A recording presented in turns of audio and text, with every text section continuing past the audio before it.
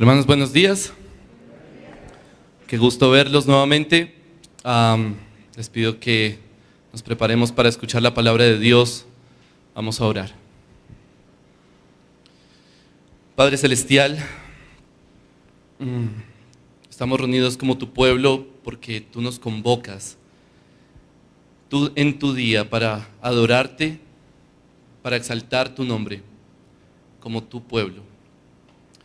Y ahora te ruego que tu Espíritu esté sobre nosotros, para que al escuchar tu palabra y proclamar tu palabra, seamos movidos, seamos transformados, seamos renovados. Que no simplemente escuchemos teóricamente tu palabra, sino que aceptemos, recibamos tu palabra para ser transformados y renovados por ella. Padre, te ruego por esta iglesia local, y te suplico que la uses para dar a conocer la plenitud de nuestro Señor Jesucristo con poder, con claridad. Y te ruego que nos muevas a andar en sabiduría, no esperando necesariamente a ser sabios, pero sí actuando conforme a tu voluntad. Te lo pido en el nombre de nuestro Señor Jesucristo. Amén. Hay una frase que creo que varios hemos escuchado y que nos gusta de pronto. Yo he escuchado varios hermanos usándola, y es la frase: hay que ser antes que hacer. Lo cual me parece que es sabio y aplica en muchas cosas, pero no creo que aplique en todo. Y evidentemente no aplica en todo. Por ejemplo, un deportista. Un deportista no puede decir, bueno, yo voy a esperar a ser un atleta para vivir como atleta. Eso no tiene sentido, porque las rutinas de atleta es lo que lo convierte en un atleta. Lo mismo con un chef. No puede ser que el chef diga, bueno, voy a esperar a ser un chef para cocinar, porque el cocinar es lo que lo convierte en chef. Y es exactamente lo mismo con la sabiduría. No tiene ningún sentido decir voy a esperar a ser sabio para actuar como sabio, porque las rutinas de un sabio es lo que convierten a una persona en sabia. Eso es exactamente la dinámica de Pablo, que Pablo quiere comunicar en este pasaje. No podemos esperar a ser, necesitamos actuar. Y por eso el título de este sermón es: hay que hacer para hacer. Hay que hacer para hacer. Miren lo que dice Efesios capítulo 5, versículos 15 al 21. Efesios 5, 15 al 21. Por tanto, tened cuidado cómo andáis, no como insensatos, sino como sabios, aprovechando bien el tiempo, porque los días son malos. Así pues, no seáis necios, sino entended cuál es la voluntad del Señor. Y no os embriaguéis con vino, en lo cual hay disolución, sino sed llenos del Espíritu, hablando entre vosotros con salmos, himnos y cantos espirituales, cantando y alabando con vuestro corazón al Señor, dando siempre gracias por todo en el nombre de nuestro Señor Jesucristo, a Dios el Padre, sometiéndoos unos a otros en el temor de Cristo. No sé si notaron la dinámica. Versículo 15 nos da un mandato. Tengan cuidado cómo andan, no como insensatos, sino como sabios. Entonces, básicamente, anden como sabios. Y luego el versículo 16 nos dice, aprovechando bien el tiempo. Entonces, la pregunta es, ¿yo tengo que aprovechar bien el tiempo para ser sabio? ¿O una persona sabia es una persona que aprovecha bien el tiempo? ¿Y cuál es la respuesta? La respuesta es sí. Ambas. Ambas cosas son verdad. No es simplemente que Pablo nos está diciendo, sean sabios. Nos está diciendo, anden como sabios. Porque en lo que concierne a la sabiduría, hay que hacer para hacer. Por eso mi mensaje en esta mañana para ustedes, hermanos, es: anden como sabios, aunque no lo sean. No importa si usted se siente sabio. Y de hecho, el que se levante y diga yo soy sabio, ya no lo es. De manera que no espere a sentirse sabio. Anden como sabios aunque no lo sean.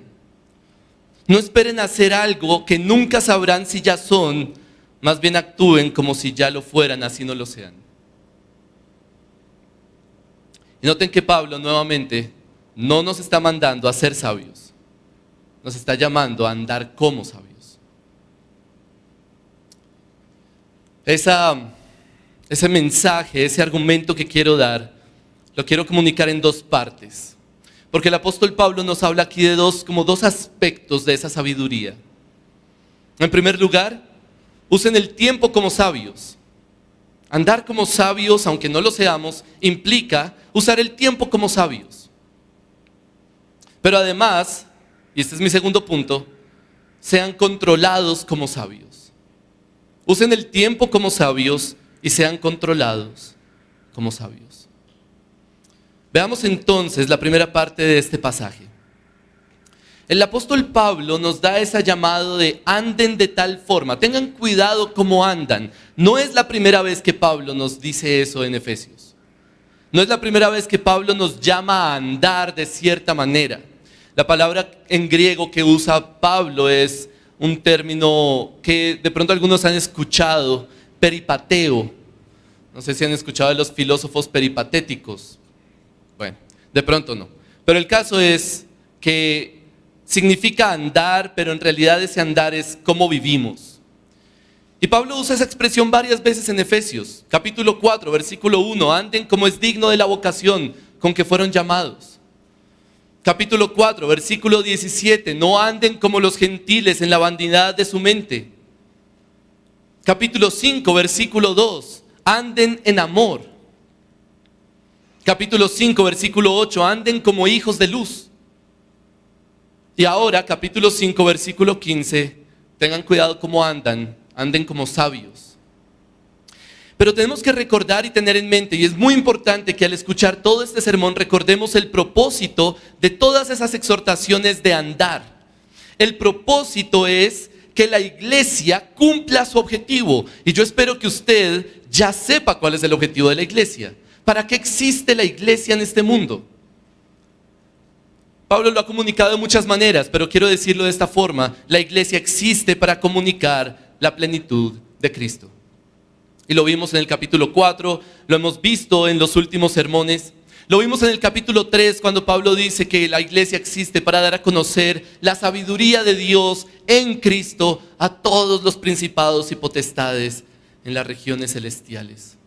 Así que andar como sabios es necesario y es importante, porque así es como esta iglesia local va a comunicar la plenitud de Cristo, andando como sabios. Entonces la pregunta es, ¿qué es andar como sabios? Y es interesante que entre todo lo que Pablo pudo haber dicho, o sea, piensen todo lo que Pablo pudo haber dicho en el versículo 16, decidió decir aprovechando bien el tiempo. Andar como sabios es aprovechar bien el tiempo. Ahora, le pido que no piense de inmediato en que Pablo está diciendo que tenemos que leer la Biblia más y ver Netflix menos. Yo creo que eso es verdad y es necesario. Pero Pablo está hablando de algo más profundo que eso. Algo que es tan fundamental que afecta a todas las generaciones en cualquier época. Aprovechar bien el tiempo significa entender el tiempo en el que vivimos y andar coherentemente. Eso es aprovechar bien el tiempo. Entender en qué tiempo estamos, qué tiempo vivimos y andar o vivir coherentemente. Por ejemplo, si estamos en tiempo de guerra, aprovechar bien el tiempo no es remodelar la casa. ¿Por qué? Pues porque seguramente nos la van a destruir con una bomba. Entonces es mejor construir un búnker. O si vivimos en tiempo de cuarentena, supongamos, si Dios no lo quiera, que nos dicen próximo mes otra vez todo el mundo encerrados, cuarentena. Bueno, lo mejor que usted puede hacer en este momento no es comprar ropa, así haya las mejores promociones del mundo. ¿Por qué? Porque no la va a usar. Más bien, mejor estudie un poco de administración y veamos cómo podemos guardar porque va a haber recesión seguramente. Y eso es aprovechar bien el tiempo, entendiendo el tiempo en el que vivimos y actuar coherentemente. Ahora la pregunta es, ¿en qué tiempo vivimos? ¿En qué tiempo estamos? Y el apóstol Pablo es muy claro en el versículo 16. Aprovechando bien el tiempo, porque los días son malos. Estamos en tiempo de días malos, desde que Jesús se fue hasta que Él vuelva. Entonces, necesitamos aprovechar bien el tiempo, es decir, vivir de tal manera que comuniquemos la plenitud de Cristo en medio de esos días malos. Y ya vimos cuáles son esos días malos. El pastor Einar fue muy claro hace 8 días. Esos días malos es todas esas tinieblas que rodean este mundo caído en este tiempo.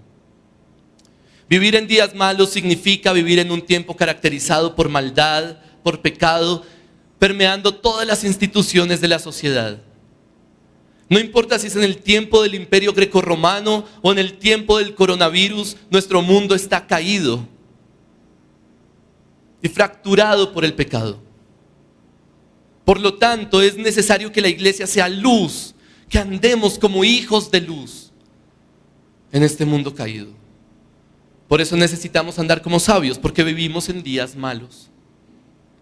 Entonces, la pregunta es, ¿cómo lo hacemos? ¿Cómo aprovechamos bien el tiempo?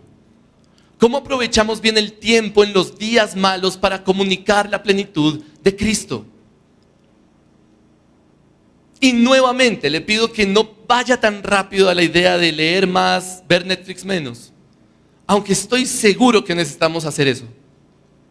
Pero nuevamente Pablo está hablando de algo más fundamental y algo más general, de tal manera que afecta a toda la iglesia.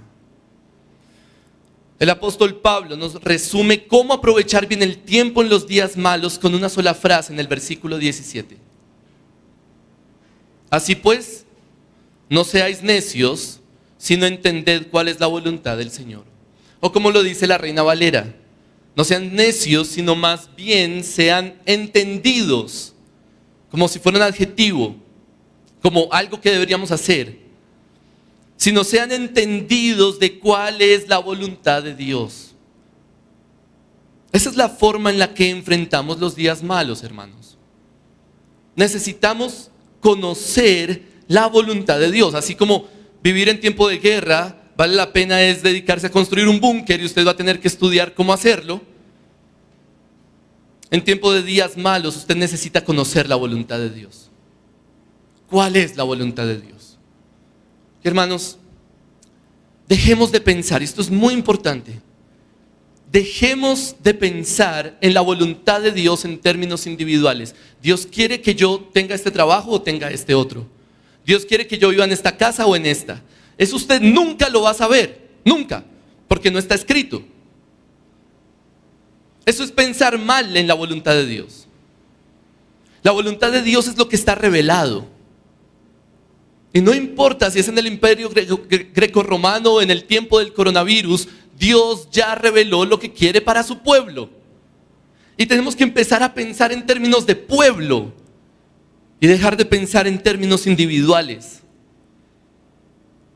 En Efesios ya lo hemos visto. Dios quiere que su pueblo viva como es digno de nuestra vocación, en unidad y santidad. Eso es lo que Dios quiere para nosotros. Que vivamos en unidad y santidad. Dios quiere que su Hijo sea exaltado a través de su pueblo unido. Dios quiere que crezcamos a la condición de un hombre maduro a la medida de la estatura de la plenitud de Cristo. Dios quiere que hablemos la verdad en amor. Dios quiere que su pueblo sea santo, es decir, que no vivamos como los gentiles en la vanidad de su mente. Y ahí es donde entra Netflix. Dios quiere que imitemos el carácter de Dios como hijos amados. Dios quiere que demostremos que no somos hijos de desobediencia, sino hijos de luz.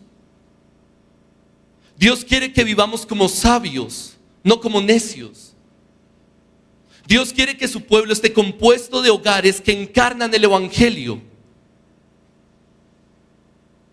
Y Dios quiere que entendamos que vivimos una guerra espiritual y que nuestra prioridad es avanzar el Evangelio de Jesucristo. Esa es la voluntad de Dios para su pueblo. Todo eso es la voluntad de Dios para su pueblo. Y seguramente usted podría agregar más cosas a esa lista si incluye Filipenses, Colosenses, Tesalonicenses y todas las cartas del Nuevo Testamento y todos los libros de la Biblia. Ahí está. Y hermanos, si usted es hijo de Dios, usted puede conocer la voluntad de Dios y vivir esa voluntad de Dios. Porque Cristo pagó para eso. Cristo pagó para que su pueblo sea capaz de vivir en la voluntad de Dios. Ahora, si usted está ahí sentado pensando, bueno, pero yo no soy hijo de Dios, yo no tengo ni idea cómo vivir la voluntad de Dios, entonces usted necesita el Evangelio. Usted necesita la confianza y la seguridad de que Cristo pagó para que usted pueda conocer lo que Dios quiere para usted como parte del pueblo de Dios y vivir de acuerdo a su voluntad. Pero hermanos, no esperen a sentirse sabios para andar como tal. No esperen a ver, bueno, ¿será que ya soy sabio para vivir la voluntad de Dios o no? Pablo no nos está diciendo eso. Pablo nos dice, anden como sabios. No me importa si ya son sabios o no. Vivan como sabios. Aprovechen bien el tiempo. Conozcan la voluntad de Dios. Porque vivimos en días malos y no hay tiempo para esperar a ver si ya nos sentimos sabios o no. Anden como sabios aunque no lo sean. Pero entonces, ahora Pablo se enfoca en dos áreas que son básicamente esenciales para esa vida de sabiduría como creyentes y para enfrentar los días malos. Usted necesita dos cosas para enfrentar los días malos. Usted necesita alegría y usted necesita vivir en comunidad. Yo no sé si se esperaban que dijera eso. Pero eso es lo que Pablo va a presentar en la siguiente parte del pasaje. Necesitamos alegría y vida en comunidad. Ahora, el problema es que para los griegos, en la sabiduría griega, en la mentalidad griega, esas dos cosas están relacionadas con el vino. Entonces pasamos a nuestro segundo punto. Sean controlados como sabios. No solamente usen el tiempo como sabios, sean controlados como sabios. En la sabiduría griega se consideraba que el vino tenía dos beneficios principales. Produce alegría y fomenta la vida social. Por eso es que para los sabios no era recomendable ser totalmente, o abstenerse totalmente del licor, del vino. Porque una persona que se abstenía totalmente del licor era una persona seguramente aislada. De hecho, Platón, en uno de sus libros famosos, La República, describe una sociedad ideal. Y entre esas descripciones dice lo siguiente: ellos coronados de flores, entonces imagínense un montón de gente coronada de flores, ¿no? Tipo hippies. Coronados de flores, beberán vino y entonarán himnos a los dioses con el regocijo de estar en compañía. Ahora, esa frase me parece de hecho me parece chistosa porque se parece mucho a lo que Pablo va a decir en los versículos 19 al 21. Pero al mismo tiempo, aunque el vino se sabe que tiene sus beneficios de acuerdo a la sabiduría griega, también había una precaución, y es que el vino en exceso es malo, porque la persona termina haciendo estupideces. En la mitología griega, el dios del vino se llama Dioniso, o para los romanos era Baco. Y ese dios tenía la capacidad de controlar a la gente de tal manera que los obligaba a hacer cosas terribles, incluso matar a sus hijos. Y eso es más o menos el mito de Dioniso. Y en ese mito se dice lo siguiente del vino: Esta bebida es una serpiente agazapada tras un disfraz benévolo. Al principio produce alegría, pero después despierta como un monstruo, provocando a unos melancolía y tristeza, violencia y locura a otros. Es al mismo tiempo una medicina y un veneno. Entonces me llama mucho la atención que para los griegos había esa preocupación por el vino y esa precaución. Aún los paganos de la antigua Grecia veían con temor el vino. Y por eso Pablo nos dice, no se embriaguen con vino, en lo cual hay disolución. Si usted se embriaga con vino, va a terminar haciendo cosas que usted no quiere hacer. Entonces el apóstol Pablo nos da un mejor camino. Un mejor camino para disfrutar esos beneficios sin necesidad del vino. Y lo mejor es que no necesitamos medirnos, porque podemos excedernos todo lo que quiera y va a estar bien. ¿Cuál es ese mejor camino? La llenura del Espíritu. Y miren lo que produce la llenura del Espíritu en los versículos 19 al 21. Hablando entre vosotros con salmos, himnos y cantos espirituales, cantando y alabando con vuestro corazón al Señor, dando siempre gracias por todo, en el nombre de nuestro Señor Jesucristo, a Dios el Padre, sometiéndoos unos a otros en el temor de Cristo. ¿Notó las dos cosas? Alegría, cantando, alabando, es una persona que vive agradecida. Una persona llena del Espíritu es una persona alegre. Pero al mismo tiempo es una persona que vive en comunión. Hablando entre vosotros, sometiéndoos unos a otros. La llenura del Espíritu nos da esos mismos beneficios, pero sin la necesidad del vino, y mejor, porque podemos ser controlados por el Espíritu y vamos a andar de esa manera. Entonces, la pregunta fija, y lo que espero que todos estén preguntando es, ¿cómo ser llenos del Espíritu? Y tengo que decir 3 cosas al respecto. Y la primera es muy importante. Escúchela muy bien. No espere a sentirse lleno del Espíritu para vivir así. No espere sentirse lleno del Espíritu para vivir así. Si yo le pregunto a usted en este momento, en este instante, ¿usted está lleno del Espíritu, sí o no?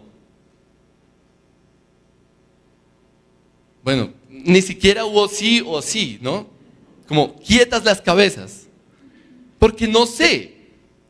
Bueno, de pronto sí, estoy escuchando la palabra de Dios y todo esto, pero ahora ¿podría estar más lleno del Espíritu de lo que estoy en este momento? No sabemos, en realidad todo eso es muy subjetivo. No sabemos. Entonces, no espere a sentirse lleno del Espíritu, algo que usted nunca va a saber si ya está o no está. Más bien, hablen entre ustedes con salmos, himnos y cánticos espirituales. Alaben a Dios en sus corazones. Busquen todas las razones para estar agradecidos con Dios por medio de Jesucristo. Sométanse unos a otros. Eso es lo que hacen las personas llenas del Espíritu. No esperemos a sentirnos llenos del Espíritu. Es la misma lógica del punto anterior. Segundo, no solamente no esperen a sentirse llenos del Espíritu, sino que ahora claramente necesitamos la palabra de Dios.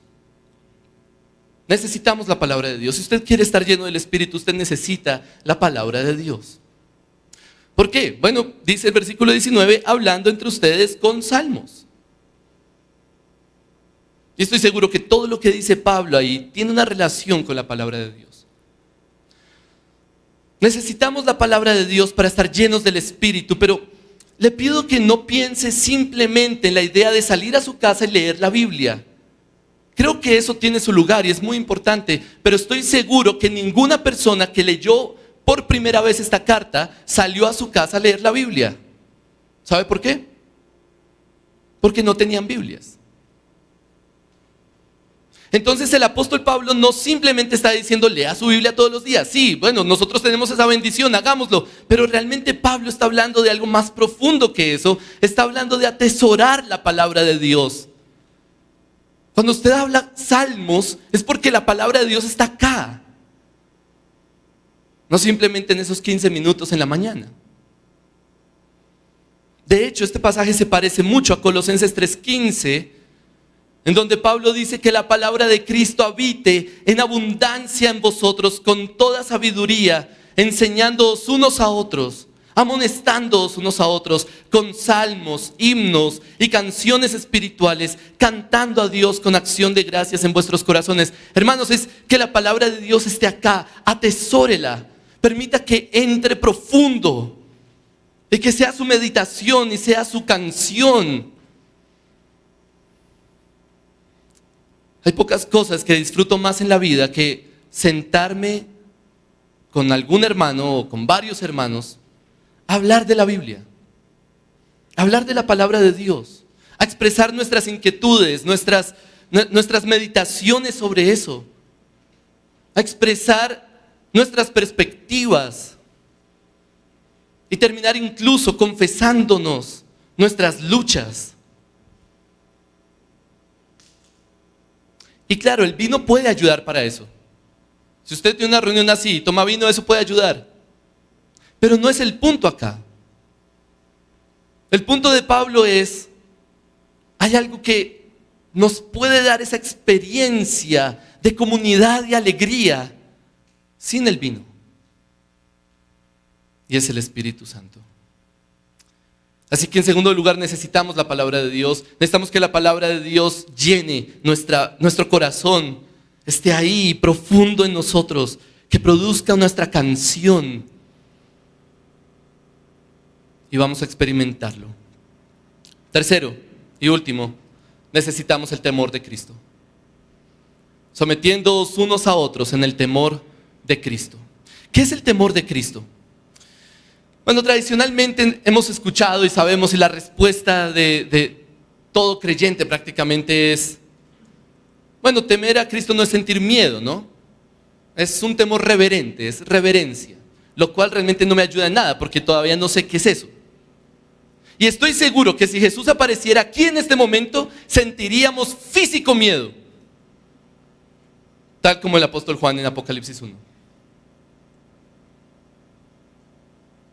Pero entonces, ¿qué hace la diferencia entre el simple miedo y ese temor de Cristo?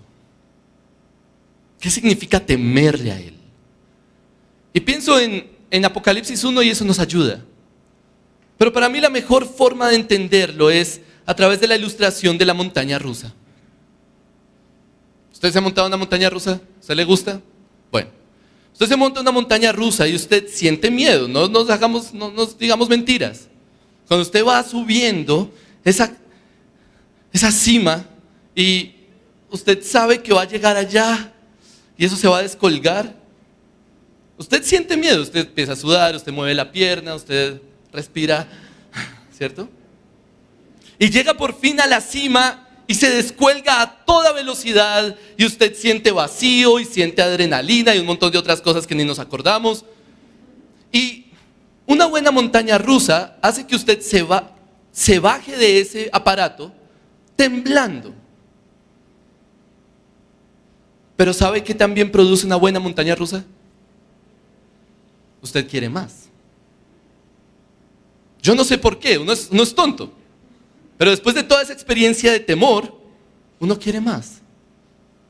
Y eso es exactamente lo que creo que es el temor de Cristo. Si Jesús apareciera aquí en este momento, sentiríamos miedo. Pero un miedo atrayente. No un miedo que nos hace huir. Bueno, a no ser que usted no esté bien con Él y usted sí va a querer huir. Pero si Él es su Señor, usted no va a querer dejar de mirar. Así esté temblando. Temer a Cristo es reconocer el poder y la gloria de Jesucristo de tal forma que nos hace temblar de miedo el pensar en esa terrible majestad y al mismo tiempo nos hace desearlo con toda el alma. Por eso necesitamos el Evangelio, hermanos. Porque no hay lugar en donde usted pueda ver con más nitidez la gloria y la majestad terrible de nuestro Señor Jesucristo, que en la cruz colgado como un cordero pagando por nosotros y luego resucitando como un león, venciendo la muerte y el pecado. Necesitamos meditar en las profundidades del Evangelio para producir en nosotros, cultivar en nosotros un entendimiento profundo de la majestad y la gloria de Cristo, de tal manera que lo veamos asombroso y majestuoso y queramos más. Entonces, ¿usted quiere experimentar la llenura del Espíritu? Bueno, dedíquese a atesorar la palabra de Dios en su corazón. Piense en todas las razones bíblicamente por las cuales usted puede darle gracias a Dios. Dedíquese a atesorar esto aquí y en su mente. Y luego, reúnase con un hermano o con varios hermanos que hagan lo mismo. Y hablen todo lo que tengan en su corazón. Hablen salmos e himnos y cantos espirituales. Cuéntense por qué tienen que darle gracias a Dios. Hablen del Evangelio y mediten las profundidades de la majestad de Cristo. Cultiven el temor de Cristo entre ustedes. Promuevan el temor de Cristo. Y entonces van a experimentar un gozo y una comunión que ni el mejor vino de este mundo puede dar.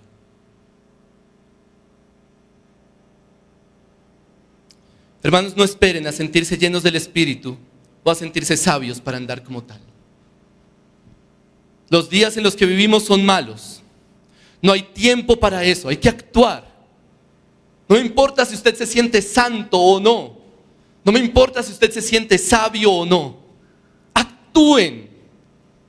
Si esta iglesia solo actuara de acuerdo a la voluntad de Dios, podríamos comunicar la plenitud de Cristo con poder y con claridad.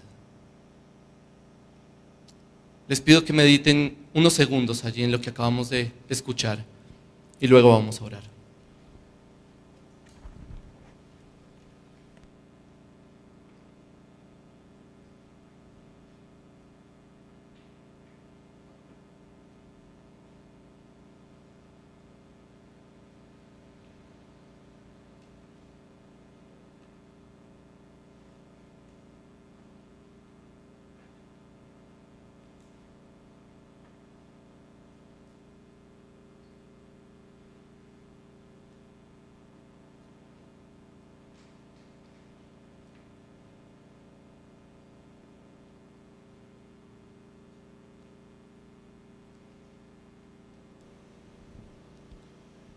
Padre Celestial,